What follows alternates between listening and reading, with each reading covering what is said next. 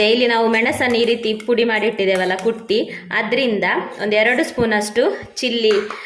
ಆಗ ಮೀನು ಸಾಫ್ಟ್ ಇರ್ತದೆ, ಇಲ್ಲಾಂದರೆ ಮೀನು ಕೂಡ ಗಟ್ಟಿ ಆಗ್ತದೆ. ನೋಡಿ ಹೇಗೆ ಬಂದಿದೆ ಅಂತ, ಹೊಸ ರೀತಿಯ ಮೀನು ಫ್ರೈ. ನಮಸ್ತೆ ಎಲ್ರಿಗೂ, ಹೇಗಿದ್ದೀರಾ? ಇವತ್ತೊಂದು ಮೀನು ಫ್ರೈ ಮಾಡುವ. ನಿಮ್ಗೆ ಅನಿಸ್ಬೋದು ಮೀನು ಫ್ರೈಯಲ್ಲಿ ಎಂತ ವಿಶೇಷ ಉಂಟು ಅಂತ. ನಾವು ಕೂಡ ಮಾಡ್ತೇವೆ ಅಂತ. ಹೌದು, ನೀವು ಕೂಡ ಮಾಡ್ತೀರಿ, ನಾನು ಕೂಡ ಮಾಡ್ತೇನೆ. ಆದರೆ ಇವತ್ತು ನಾನು ಯಾವಾಗಲೂ ಮಾಡುವಾಗೆ ಮಾಡೋದಲ್ಲ, ತುಂಬ ಡಿಫ್ರೆಂಟ್ ಆಗಿ ಮಾಡೋದು. ಹಾಗೇನೆ ರುಚಿ ಅಂತೂ ಸಖತ್ತಿರ್ತದೆ. ಬನ್ನಿ ಇವತ್ತಿನ ನನ್ನ ಸ್ಟೈಲಲ್ಲಿ, ನನ್ನ ಕಂಡುಹಿಡಿದಂಥ ಹೊಸ ವಿಧಾನದಲ್ಲಿ ಒಂದು ಫಿಶ್ ಫ್ರೈ ಮಾಡುವ. ಬನ್ನಿ ಸ್ಟಾರ್ಟ್ ಮಾಡುವ ಇವತ್ತಿನ ರೆಸಿಪಿ. ಮುರು ಮೀನು ಸಿಕ್ಕಿದೆ. ಆ ಮುರು ಮೀನು ನನಗೆಲ್ಲ ಸಿಕ್ಕಿದ್ರೆ ಹೀಗೇನೆ ಫ್ರೈ ಮಾಡಿ ತುಂಬ ಸೂಪರ್ ಆಗ್ತದೆ. ಬನ್ನಿ ಹೋಗುವ, ಮೀನು ಫ್ರೈ ಮಾಡುವ.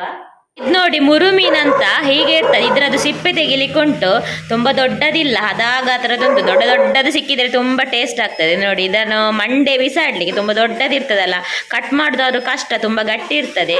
ಅದಕ್ಕೆ ನಾನು ಮಂಡೆ ಹಾಕುವುದಿಲ್ಲ, ಸಿಪ್ಪೆ ತೆಗೆದು ಕಟ್ ಮಾಡಿ ತರುವ.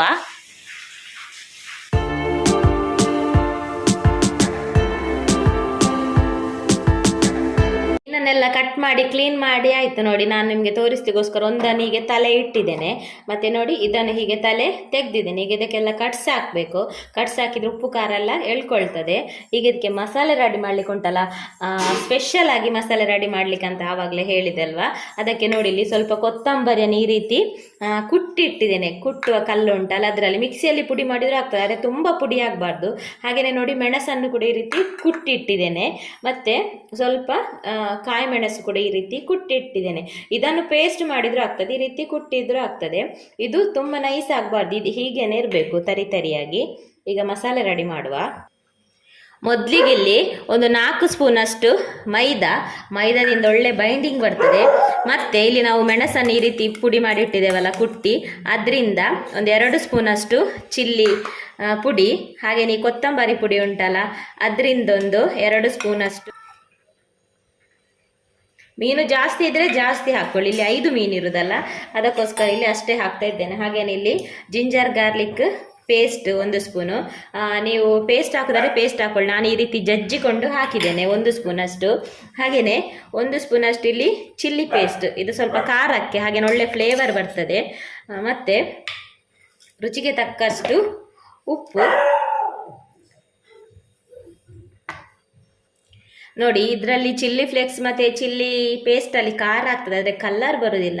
ಕಲ್ಲರಿಗೋಸ್ಕರ ಇಲ್ಲಿ ಸ್ವಲ್ಪ 1 ಸ್ಪೂನಷ್ಟು ಮೆಣಸಿನ ಹುಡಿ.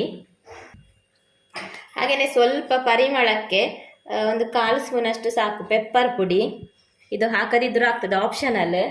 ಹಾಗೆಯೇ ಒಂದು 1/2 ಸ್ಪೂನಷ್ಟು ಅರಶಿನ. ಮತ್ತು 1 ಮೊಟ್ಟೆಯ ಬಿಳಿ ಭಾಗ. ಮೀನು ಜಾಸ್ತಿ ಇದ್ದರೆ ಫುಲ್ ಹಾಕ್ಬೋದು.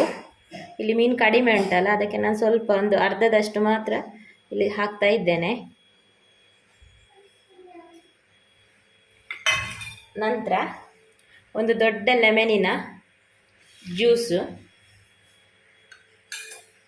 ಇದನ್ನೆಲ್ಲ ಒಳ್ಳೆ ಮಿಕ್ಸ್ ಮಾಡುವ. ನೀರು ಮತ್ತೆ ನೋಡಿಕೊಂಡು ಹಾಕಿದರೆ ಆಯಿತು, ಬೇಕಾದರೆ. ಮೊದಲಿಗೆ ನೀರು ಹಾಕೋದು ಬೇಡ. ನೋಡಿ, ಈಗ ಸ್ವಲ್ಪ ನೀರು ಸೇರಿಸಿದ್ರೆ ಆಯಿತು. ಸ್ವಲ್ಪನೇ ನೀರು ಹಾಕ್ಕೊಂಡು ಮಿಕ್ಸ್ ಮಾಡಿ, ಜಾಸ್ತಿ ನೀರಾಗಬಾರ್ದು. ಮತ್ತು ಮೀನನ್ನು ಕೂಡ ಹಾಗೆ ನೀರನ್ನು ಹಿಂಡಿಡಬೇಕು.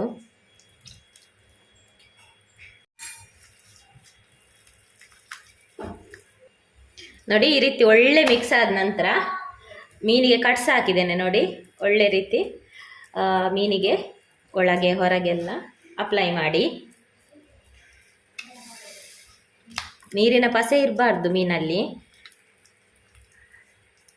ನೀರಿನ ಪಸೆ ಎಲ್ಲ ಇಳಿಲಿಕ್ಕೆ ಇಡಿ ಸ್ವಲ್ಪ ಹೊತ್ತು. ಬೇಕಾದ್ರೆ ನೀವು ಉಪ್ಪು ಅರಶಿನ ಹಾಕಿ ಕೂಡ ಮೀನನ್ನು ಇಡ್ಬೋದು. ಉಪ್ಪು ಅರಶಿನ ಹಾಕಿಟ್ರೆ ಇದು ಮಸಾಲೆ ಹಾಕಿದ ಮೇಲೆ ಒಂದು 10 ನಿಮಿಷ ಇಟ್ಟರು ಸಾಕಾಗ್ತದೆ. ಈಗ ನಾವು ಉಪ್ಪಲ್ಲಿ ಹಾಕಿರೋದ್ರಿಂದ ಒಂದು 20-25 ನಿಮಿಷ ಇದನ್ನು ಇಡಬೇಕಾಗ್ತದೆ. ಫ್ರಿಜ್ಜಲ್ಲಿ ಇಟ್ಟರು ಆಗ್ತದೆ, ಹಾಗೇನೆ ಇಟ್ಟರು ಆಗ್ತದೆ.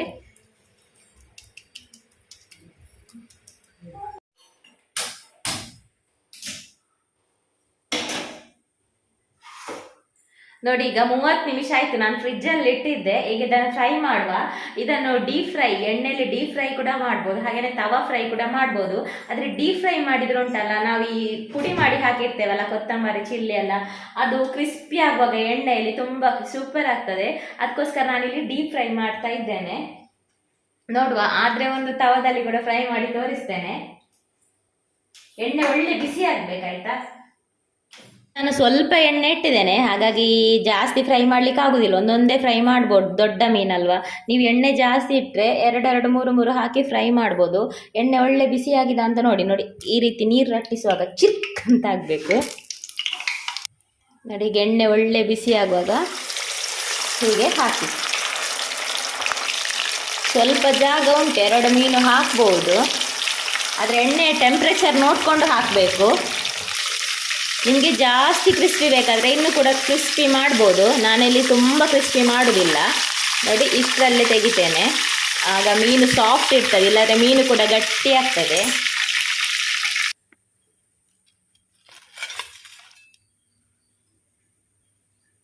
ಮೀನು ತೆಗೆದಾದ ನಂತರ ಮತ್ತೊಮ್ಮೆ ಎಣ್ಣೆ ಬಿಸಿ ಆಗಬೇಕು. ಎಣ್ಣೆಯ ಟೆಂಪ್ರೇಚರ್ ಜಾಸ್ತಿ ಆದಮೇಲೆ ಮತ್ತೆ ಹಾಕಿದ್ರೆ ಆಯಿತು. ಹಾಕುವಾಗ ಮಸಾಲೆಯನ್ನು ಕೋಟ್ ಮಾಡಿ ಮಾಡಿ ಹಾಕಿ.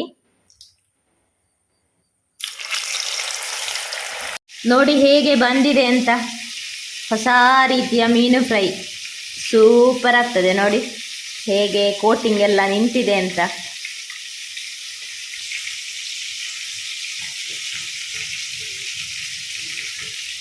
ನೋಡಿ ಹೇಗೆ ಬಂದಿದೆ ಅಂತ. ಹಾಗೆಯೇ ತುಂಬ ರುಚಿ ಆಗ್ತದೆ. ಯಾವಾಗಲೂ ಒಂದೇ ರೀತಿ ಫ್ರೈ ತಿಂದು ನಮಗೂ ಬೋರ್ ಆಗಿರ್ತದೆ, ಮನೆಯವರಿಗೂ ಬೋರ್ ಆಗಿರ್ತದೆ. ಈ ರೀತಿ ಡಿಫ್ರೆಂಟಾಗಿ ಫ್ರೈ ಮಾಡಿ, ಸಖತ್ ಟೇಸ್ಟ್ ಇರ್ತದೆ. ಮಸಾಲೆ ಉಂಟಲ್ಲ, ಫ್ರೈ ಆಗುವಾಗ ಘಮ್ಮ ಘಮ್ಮ ಅಂತ ಪರಿಮಳ ಬರ್ತಾ ಉಂಟು. ಸೂಪರ್ ಆಗಿ, ನಿಮಗೆ ನೋಡುವಾಗಲೇ ಗೊತ್ತಾಗಿರ್ಬೋದು. ಈ ರೀತಿ ಸ್ಪೆಷಲ್ ಮಸಾಲ ಹಾಕಿ ಮಾಡಿದರೆ ಡಿಫ್ರೆಂಟ್ ಆಗಿರ್ತದೆ, ಸಖತ್ ಸೂಪರ್ ಆಗಿರ್ತದೆ. ಆಯ್ತಾಗಾದ್ರೆ ಇವತ್ತಿನ ಈ ಹೊಸ ರೀತಿಯ ಮೀನು ಫ್ರೈ ನಿಮಗೆಲ್ಲ ಇಷ್ಟ ಆಗಿದೆ ಅಂತ ಭಾವಿಸ್ತೇನೆ. ಇಷ್ಟ ಆಗಿದೆ ಒಂದು ಲೈಕ್ ಮಾಡಿ ಆಯ್ತಾ. ಹಾಗೆ ನಾನು ಸಿಗ್ತೇನೆ ನಿಮಗೆ ಮುಂದಿನ ವಿಡಿಯೋದಲ್ಲಿ. ಅಷ್ಟು ತನಕ take care, bye, thanks for watching.